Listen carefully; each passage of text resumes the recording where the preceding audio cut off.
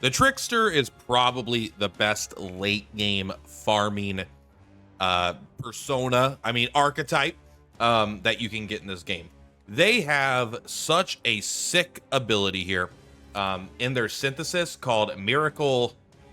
And what it does is it deals extreme physical almighty damage to all enemies without consuming MP. So I'm going to show you my build for Stroll here. Warning, there could be some spoilers if you're not in the late game, so keep that in mind. You have been warned. Spoiler warning alert. So here's what I'm currently using on Stroll. So the very first thing to note is that this is a physical almighty damage build. So this is going to be important to both be in the front row and to get your strength as high as it can. The Trickster doesn't have the highest strength out of the characters, but they are the only one that has this. Now, if you get the Jester's Daggers, I actually don't remember where you get these, if I'm being honest. There's so many items, it can be hard to keep track of them.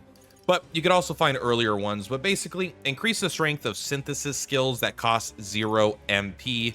Otherwise, just get the best daggers you have. I'm just using things that give all my stats to go up, and then I'm using things to give my strength to go up. Now, the utilitarian manual, this is completely optional. This is if you're going to have to use it multiple times, because it takes 3 icons normally, and you need to have a knight, healer, commander as one ally, and then a thief, faker, merchant for the other ally. But that's pretty easy to do. This makes it only cost 2 turn icons, but if you're planning on one shot and everything, it's not going to really matter. You're not going to need this. You could do this. It sharply increases the power and MP cost of synthesis skills that use MP, so this one doesn't sadly work on this. But if you just give something that increases your attack, like I'm sure I got something here, just something that gives me 5 more attack, or even better, let's do 6 strength. There we go.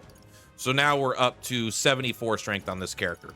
So this is basically the build. Just boost your strength as much as you can. Also, very important, for the inherited skills, I'm using Arcane Unity from the Wizard. Increase the strength and hit rate of synthesis. This ability seems to have a relatively low hit chance. It doesn't say that, but I've missed more with this than I have other abilities. So I'm using aim support as well. So this increases hit rate and damage. This increases hit rate. This increases attack, your physical attack.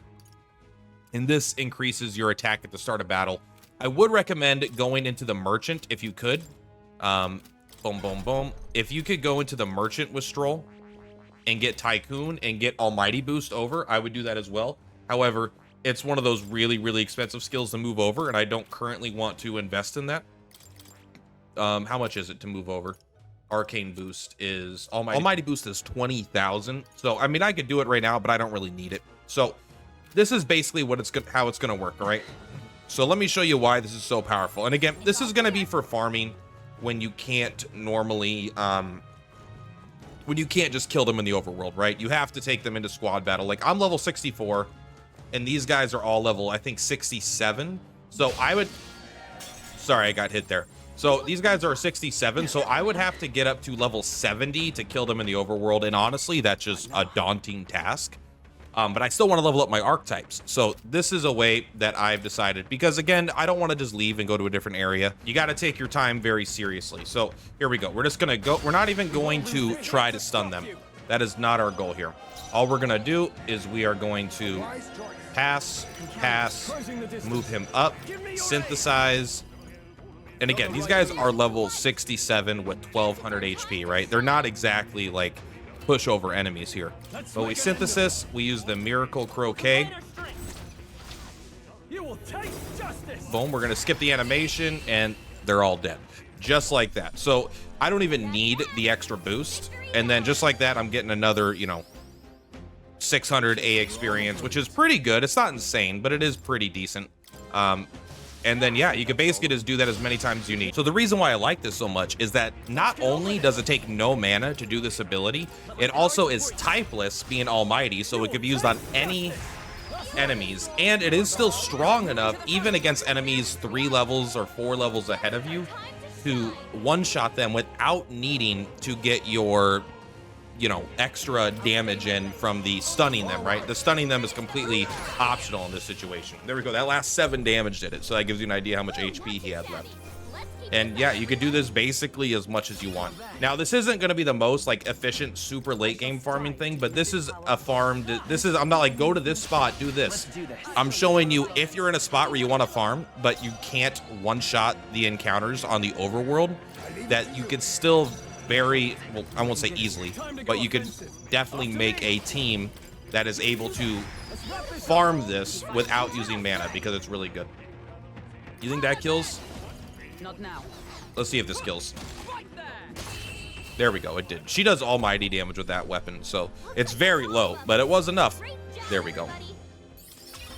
And so when you find yourself in this spot, I mean, look, I'm getting thousands of experience every time. If we take a look here, I have another 17 of these heroes lethal light, you know, and I could just take them and I could be like, you know what, let's go ahead and level up the mass dancer.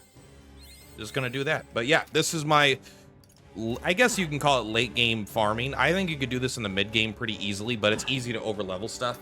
And the late game, it's a little bit harder to over level stuff, because like I've been level 64 for the last 20 encounters, 30 encounters at least, and I need another 8,000. So I have to do that encounter at least 10 more times to gain 1 level, and then I have to gain 3 levels, and no, I have to gain 6 levels in order to beat them in blue. So it's not exactly fast to that, but you still get really good archetype experience, which is my main goal, because I'm trying to be efficient with my last, what is it, 16 days. I want to get these archetypes maxed out.